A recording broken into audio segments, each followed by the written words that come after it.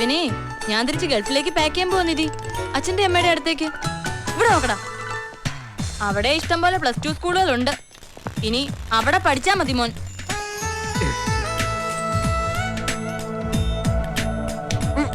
എനിക്ക് കൂട്ടിനെന്നും പറഞ്ഞ അച്ഛന്റെ അമ്മയുടെ അടുത്തുനിന്ന് ഇങ്ങോട്ട് വന്നത്. ഇപ്പൊ ഒരു നേരം വീട്ടിൽ കാണൂല. പോരാത്തതിന് ഈ കുട്ടി റൊമാൻസും. എന്നെ ഭരിക്കാൻ പറ്റുന്നത് ഞാൻ പറഞ്ഞിട്ടുള്ളതാ, എനിക്കത് ഇഷ്ടമല്ല. എന്താടാ ഭരിച്ചാല്? നിന്നെക്കാളും 5 വയസ്സിന് മൂത്തതാ ഞാൻ. എപ്പോഴും അതിങ്ങനെ പറയണം. ഒന്നുമില്ലേലും എന്റെ ഗേൾ ഫ്രണ്ടിന്റെ മുമ്പിൽ വെച്ച് എന്നെ ഇങ്ങനെ അവമാനിക്കാന്ന് വെച്ചാ പോടാ അവിടുന്ന്. നിങ്ങളിരുന്ന് വഴക്കൂട, ഞാൻ പോവാ. പിന്നെ ചേച്ചി കരുതുന്ന പോലെ ഞങ്ങൾ തമ്മിൽ റൊമാൻസ് ഒന്നും ഇല്ല കേട്ടോ. We are just friends. അത് ചുമ്മാതെ ചേച്ചി, ഞങ്ങൾ തമ്മിൽ തിക് റൊമാൻസാ. നുണയാ ചേച്ചി. ഞാൻ പതുക്കെ ആ കൊച്ചിനെ വീഴ്ത്തിക്കൊണ്ടുവരുമായിരുന്നു. നശിപ്പിച്ചു, കംപ്ലീറ്റ് നശിപ്പിച്ചു. ഇപ്പൊ ചേച്ചിക്ക് സമാനായല്ലോ. 5 വയസ്സ് കൂടുതലുണ്ടായിട്ട് കാര്യമില്ല. ഇവ കാര്യങ്ങളിലെ 5 പൈസയുടെങ്കിലും വിവരം വേണം, വിവരം.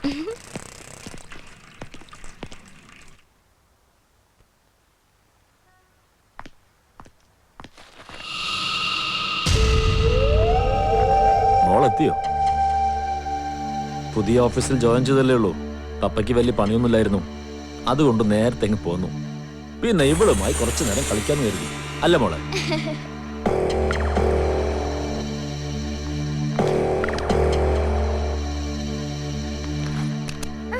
ഇതുവരെ യൂണിഫോം മാറ്റില്ലേ നീ? വന്നേ.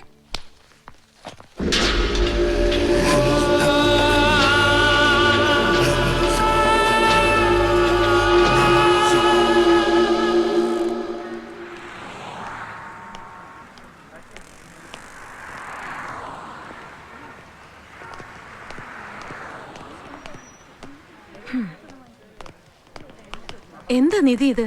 ഇവളെയും കൊണ്ട് നീ ഇതെങ്ങോട്ടാ പോയത്? പപ്പ വിളിച്ചു പറഞ്ഞു. സനയുടെ വീട്ടിൽ പോയതാ, നോട്ട്സ് വാങ്ങാനുണ്ടായിരുന്നു. എവിടെ പോകുകയാണേലും പപ്പയോട് പറഞ്ഞിട്ട് പോയിക്കൂടെ? സ്കൂളിൽ നിന്ന് വന്നപ്പോ മുതല് ചേച്ചിയുടെ മൂഡ് ശരിയല്ല മമ്മി.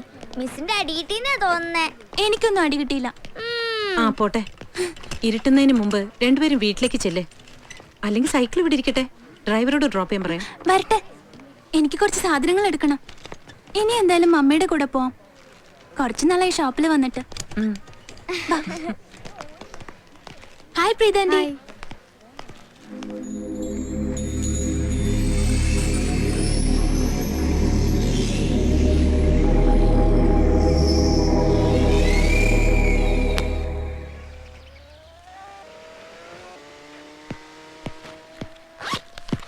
എടാ ചെറുക്ക, ഞാനിന്നൊരു പ്രോഗ്രാം കവർ ചെയ്യാൻ പോവാ. അതിന് ഞാൻ എന്തോണം, തല കുത്തിക്കണോ? അതൊക്കെ നിന്റെ ഇഷ്ടം. പക്ഷെ ഇന്ന് കവർ ചെയ്യാൻ പോകുന്ന പ്രോഗ്രാമിന് ഒരു സ്പെഷ്യാലിറ്റി ഉണ്ട്.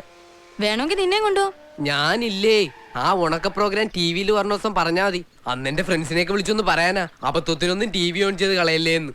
ഓക്കെ, എന്റെ ഉണക്ക പ്രോഗ്രാമിന് എന്തായാലും ഒരാള് കാണും. അതാര്? ഞാൻ അയാൾക്ക് ഐസ്ക്രീം വാങ്ങി കൊടുത്തിട്ടുണ്ട് ഒരു ദിവസം. ഒരു മരമണ്ടൂസും ഉണ്ടായിരുന്നു കൂടെ. ചേച്ചി പോയിട്ട് വരട്ടെ ചക്കരക്കുട്ട. വരുമ്പോ ചിലപ്പോ സന്ധ്യയാവും. നിന്നെ എങ്ങോട്ടാ പോകുന്നേ? ഒരു സ്കൂളില് അവരുടെ ജൂബിലിയാ. അച്ഛമ്മേ, ഞാൻ പോവാട്ടോ. ഈ ചെറുക്കനെ ഇന്ന് പുറത്തേക്ക് വിടണ്ട, അവർ റെസ്റ്റ് എടുക്കട്ടെ. ആ വാതിലൊക്കെ അടിച്ച് കുറ്റിയിട്ടേക്ക്. എന്താ ഇനി കാര്യം? ഒന്നുമില്ല അച്ഛമ്മേ, ഈ ചെറുക്കന്റെ ഓരോ വട്ട്. ഏത് സ്കൂളിലെ ചേച്ചി? സത്യം പറ. എന്റെ അനിയച്ചാരുടെ ഒരു ഗേൾ ഫ്രണ്ട് പഠിക്കുന്നുണ്ട് ആ സ്കൂളില്, അത്രേ അറിയൂ. അയ്യോ, ഞാനുണ്ട്.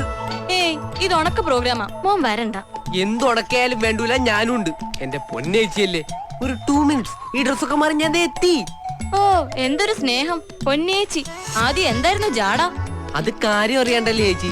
സോറി. ഇങ്ങനെ സോറി പറഞ്ഞാ പോരാ, കാല് പിടിച്ച് സോറി പറയടാ. അത് വേണോ? വേണം, പിടിയടാ.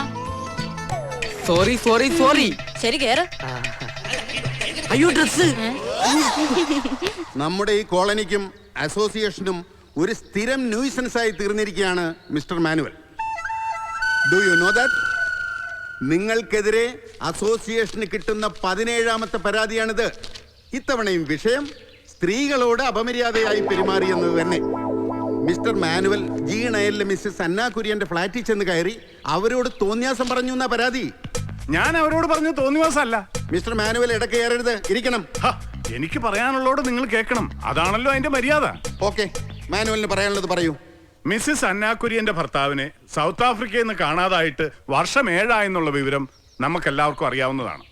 അതുകൊണ്ട് അങ്ങേർക്ക് വേണ്ടിയിട്ടുള്ള കാത്തിരിപ്പ് അവസാനിപ്പിച്ച് ഇനിയെങ്കിലും ഒരു രണ്ടാം കെട്ടിന് തയ്യാറായാൽ നല്ല മണി പോലെയുള്ള ചെറുപ്പക്കാർ അവരുടെ ഫ്ലാറ്റിന് മുമ്പിൽ ക്യൂ നിൽക്കും എന്ന് ഞാൻ പറഞ്ഞത് നേരാ. അത് വേറൊന്നും വിചാരിച്ചിട്ടല്ല, ഭർത്താവില്ലാത്ത അവർക്ക് ഒരു ആശ്വാസം ആയിക്കോട്ടെ എന്ന് കരുതി. ഇങ്ങനെയാണോ ആശ്വസിപ്പിക്കുക? അത് ഓരോരുത്തരും രീതി. ആ രീതി ഇനി ഇവിടെ വേണ്ടെന്ന അസോസിയേഷന്റെ തീരുമാനം. അങ്ങനെ ഏകപക്ഷികമായി തീരുമാനം എടുത്താൽ എങ്ങനെയാ? എന്റെ അഭിപ്രായ സ്വാതന്ത്ര്യത്തിലും സഞ്ചാര സ്വാതന്ത്ര്യത്തിലും അസോസിയേഷൻ ഒന്നും ഇടപെടണ്ട. ഇതാണോ സഞ്ചാര സ്വാതന്ത്ര്യം?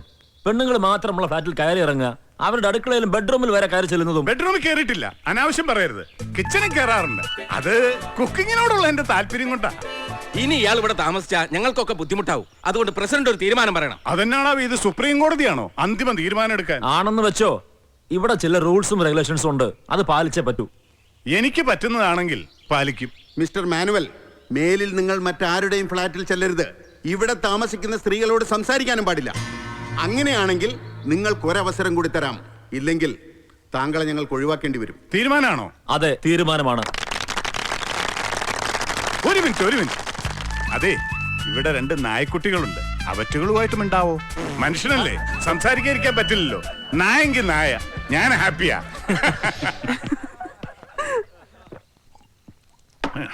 നീ എവിടെ എന്നെ എടുക്കോടാ ഗീവറീസേ? ഒരു സോഡ ഇങ്ങോട്ട് എടുക്ക്. ഞാൻ അല്പം തിരക്കില്ല, ഒരു പുതിയ ഭാഷ പഠിച്ചോണ്ടിരിക്കുക. എന്ത് ഭാഷയാണാവോ?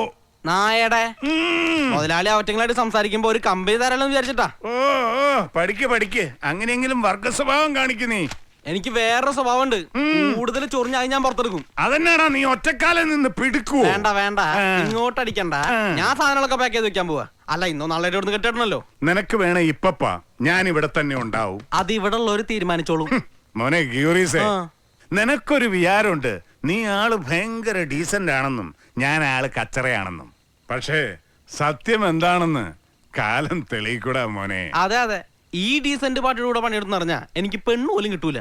അതുകൊണ്ട് ഞാനൊരു കാര്യം തീരുമാനിച്ചിട്ടുണ്ട്. നീ എന്നെ നന്നാക്കി കളയാവുന്ന? അത് പറ്റില്ല എന്ന് കർത്താവിന് പോലും അറിഞ്ഞൂടെ. ഇതല്ല, വീട്ടു തടങ്ങൽ. നാളെ മുതൽ എന്റെ അനുവാദം ഇല്ലാതെ ഇവിടുന്ന് പുറത്തേക്ക് ഇറങ്ങില്ല മോനെ.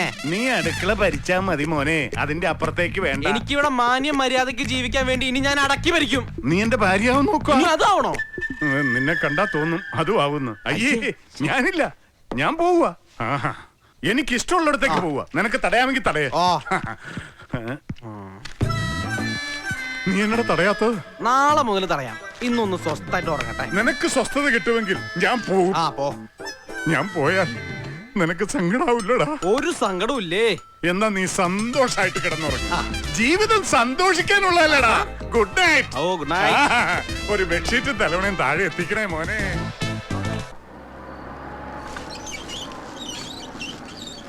ഇപ്പോഴും എനിക്ക് സംശയ, ശരിക്കും ആരാ അവിടുത്തെ അരിവെപ്പുകാരൻ? സാറോ അതോ ഗീവർഗീസോ?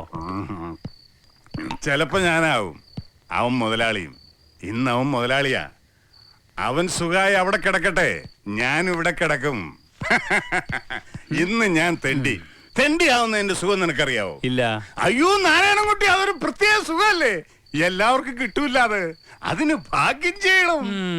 അമേരിക്കയിൽ നിന്ന് ഡോളർ അയച്ചു തരുന്ന എന്റെ പെമ്പർനോത്തിയായി എനിക്ക് ഈ ഭാഗ്യം ഉണ്ടാക്കി തന്നത് അറിയോ നിനക്ക്?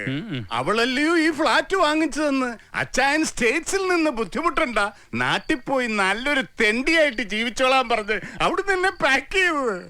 എടാ മോനെ, അവളുടെ സ്പോൺസർ സായിപ്പ് രാത്രി വന്ന് രാവിലെ പോണേടം വരെ വില്ലയുടെ വരാന്തയിൽ തണുപ്പത്ത് സ്കോച്ച് അടിച്ചു കിടന്ന അച്ചായൻ ബുദ്ധിമുട്ടുണ്ടാന്ന് അവള് കരുതി.